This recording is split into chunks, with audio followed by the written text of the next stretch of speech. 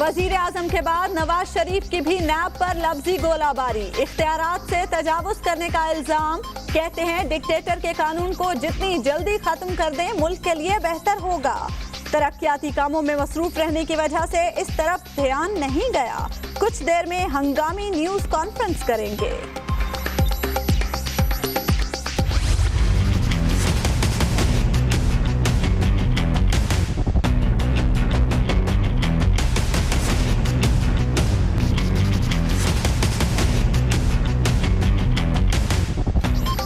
Azizia steel mills reference کی سماعت۔ واجد ضیاء نے قطری شہزادے کو لکھے خط کی مصدقہ کاپی احتساب عدالت میں پیش کر دی۔ مریم، حسن اور حسین نواز کے سپریم کورٹ میں جمع بیانات کو عدالتی ریکارڈ کا حصہ بنا دیا گیا، خواجہ حارث کا اعتراض۔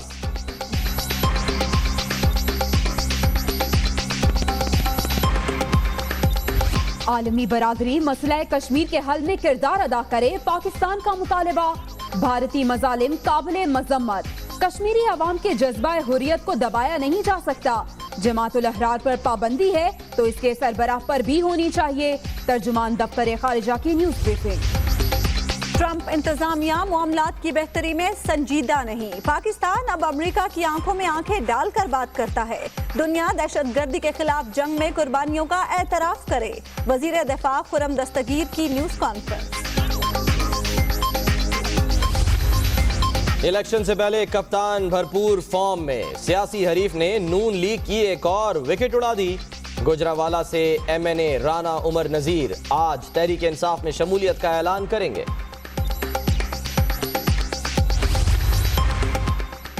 پیپلز پارٹی بھی سیاسی سرگرمیوں میں تیزی لے آئی۔ آج لیا میں سیاسی قوت کا مظاہرہ، تیاریاں مکمل۔ چیئرمین بلاول بھٹو جلسے سے خطاب کریں گے۔ ابے جلسے کرنے پہلے عوام کو تو پہلے ریلیف دو، پھر تم جلسے کرنا، ووٹ مانگنا۔ بھائی کام کر کے دکھاؤ یار، نہ پانی ہے ہمارے پاس، نہ بجلی ہے۔ کراچی میں 12 مئی کا سیاسی شو، تحریک انصاف کی تیاریاں زوروں پر۔ شوق سے جلسے کرو لیکن بجلی اور پانی تو دو، شہریوں کی فریاد۔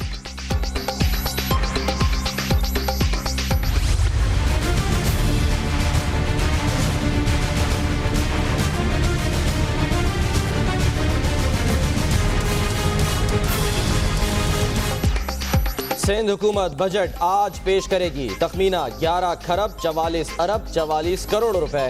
سرکاری ملازمین کی تنخواہوں اور پینشن میں 15% اضافے کی تجویز، کابینہ نے منظوری دے دی۔ عوام نے اعداد و شمار کا گورکھ دھندا قرار دے دیا۔ مر رہی ہے غریب بھائی، 10% بڑھایا ہے۔ آپ ٹماٹر، ہری مرچیں، آٹا، یہ سب پیٹرول، یہ سب کیا ہے؟ ہمارے لیے بجٹ نہیں ہے، یہ صرف ان کے لیے ہے جو اسمبلی میں بیٹھے ہوئے ہیں۔ وہ ادھر بجلی بنا رہے ہیں، ادھر روڈوں پہ ہم لوگ دیکھے کھا رہے ہیں۔ مہنگائی اتنی کیا ہے، کوئی حد نہیں، پریشان ہو جاتا ہے، گھر میں بچے نہیں پڑھ سکتا۔ شاہد حقان عباسی بحیثیت سی ای او ایئر بلو حاضر ہوں۔ پائلٹس کی مبینہ جعلی ڈگریوں سے متعلق کیس میں سپریم کورٹ نے طلب کر لیا۔ پی آئی اے میں متعدد افراد کی ڈگریاں جعلی ہیں، اٹارنی جنرل کا اعتراف۔ چیف جسٹس کا ایک اور از خود نوٹس، وکلاء کی جعلی ڈگریوں پر تمام بار کونسل سے جواب طلب۔ ایچ ای سی تصدیق کے معاملے پر تعاون کرے، سپریم کورٹ کی ہدایت۔ کراچی واٹر بورڈ کا شہریوں کو نیا لالی پاپ، پانی ملتا نہیں، موبائل اپلیکیشن متعارف کرانے کا فیصلہ کر لیا۔ ٹینکر کے ریٹس فاصلے اور گیلن کے حساب سے ہوں گے۔ جی ہاں، سابق وزیراعظم نواز شریف جو کہ ایک بار پھر تنقید کرتے دکھائی دیے نظام کے اوپر، اب ایک بار پھر وہ پریس کانفرنس کے ذریعے بتائیں گے کہ اس نظام میں کیا کیا خامیاں ہیں۔ زحمت دی ہے کہ chairman NAB justice retired Javed Iqbal کی طرف سے منگل 8 مئی 2018 کو جاری ہونے والے پریس ریلیز کے حوالے سے کچھ معروضات آپ کے ذریعے قوم کے سامنے پیش کروں۔ آپ سب کو معلوم ہے کہ میں کئی بار نیب کی جانبداری، اس کے غیر منصفانہ اور بڑی حد تک متعصب اور اناج پر مبنی رویے کی طرف اشارہ کرتا رہا ہوں۔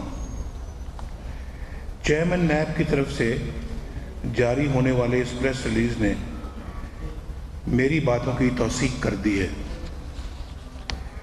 اس سے ثابت ہو گیا ہے کہ کس طرح ایک ادارے کے سربراہ نے اپنی قانونی ذمہ داریوں کو پس پشت ڈال کر میری کردار کشی اور میڈیا ٹرائل کو اپنا مشن بنا لیا ہے۔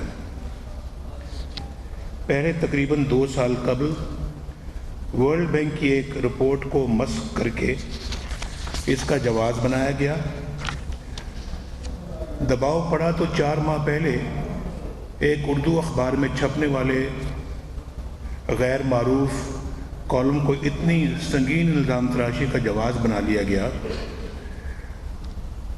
اور 8 مئی کے پریس ریلیز کے بعد نیب کی طرف سے آنے والی وضاحتیں عذر گناہ بدتر از گناہ، اس کے بارے میں یہی کہا جا سکتا ہے۔